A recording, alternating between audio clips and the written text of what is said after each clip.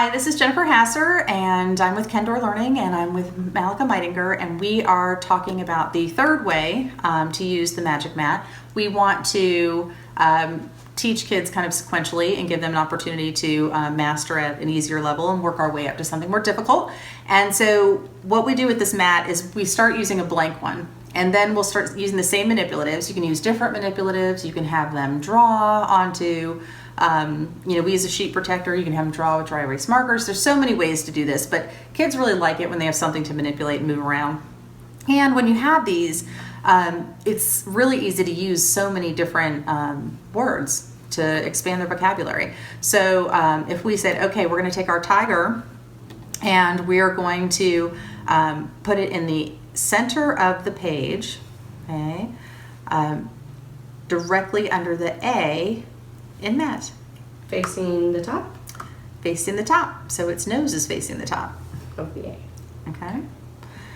All right. So now she's learned to ask questions. I can say you can ask questions, you can't ask questions, whatever I want. Okay. So now we have our centipede, and I want to take the centipede and I want to put it about 1 inch up from the bottom of the page horizontally, and its head with its antenna is facing left, and I guess they kind of look the same, but it has eyeballs, so that's facing left. And you're learning things about centipedes you never knew. Then we're going to take our... Is it directly under the tiger? It is. It's the center of the page, an inch up from the bottom. So now I'm adding things like measurement. So it's 1 inch, it's 2 inches, it's about as wide as your finger. You can start adding different things like it's an inch, which is 2 fingers, or however you want to help them to visualize some of these measurements. Now our hippopotamus is going to be in the southwest corner of the page. So if I've got older students and we're working on directionality, so I can say his tail is kind of hanging over the edge of the page diagonally. See, as I'm adding words. And so he's diagonal in the southwest corner of the page, and his tail is kind of hanging over the bottom corner. Then we're going to take the rhinoceros, and it is going to be in between, equidistant, in between the tiger and the centipede, and its horn is going to face left.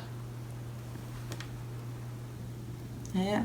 The cricket is going to be in the bottom right-hand corner, okay, with its nose facing north.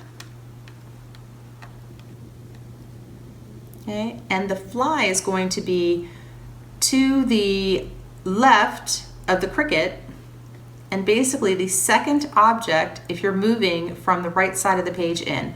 So now I've got ordinal numbers, I've got directionality, I've got our cardinal directions. I'm using more complex language than I was initially, and so hopefully I want to try to challenge my kids to be able, when I turn it around for the big reveal, that they're like, oh yes, or oh, I missed one. And so we're seeing a depth and breadth of knowledge and vocabulary. So if we flip it around, This way. okay. And remember, we don't want them to be able to see it. I think that's a great job. Yeah. I mean, the only thing is my tiger was a little closer to the A. I thought it was like direct center. And I Right, so center of the page under the A. You get to center of the page under the A. If I would have said I want it like less than a centimeter from the A, then we would have had some issues. But with what the language that I used, that she's totally fine. Yay! Right? I did it! Because I said, and some of the kids will argue with you. I'll say directly under the A. They'd be like, she said directly under the A. It has to be directly under the A. And that's where they start to realize that language can be interpreted in multiple ways. And that is so important. Kids need to realize that it is not an exact science. Language is not an exact science, that there needs to be flexibility. They need to think about multiple meanings. They need to think about the words that they're using and how they can be used.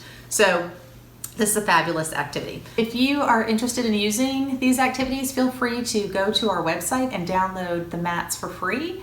Our website is kendorelearning.com/store, and these are available for free download. So I hope you enjoy them. Thanks so much.